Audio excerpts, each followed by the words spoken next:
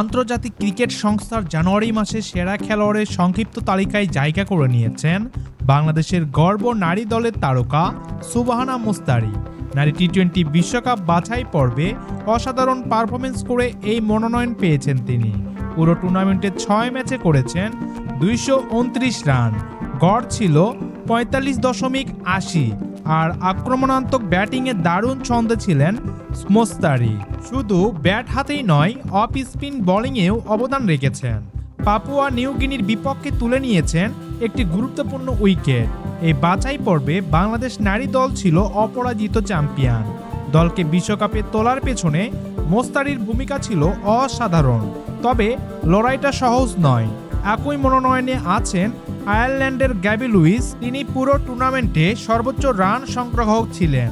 আর যুক্তরাষ্ট্রের টারা নরিস ছিলেন সর্বোচ্চ উইকেট শিকারী, নিয়েছেন 15টি উইকেট। তিনজনই নিজ নিজ জায়গায় সেরা। কিন্তু আমাদের আশা জানুয়ারির সেরা খেলোয়াড়ের মুকুট উঠবে বাংলাদেশের সুবহানা মুস্তারির মাথায়। উল্লেখ্য, 2023 সালের নভেম্বরের প্রথম বাংলাদেশি নারী ক্রিকেটার হিসাবে এই সম্মান জিতেছিলেন নাহিদ আক্তার। এবার কি সেই গৌরব ফিরবে আবারও বাংলাদেশে?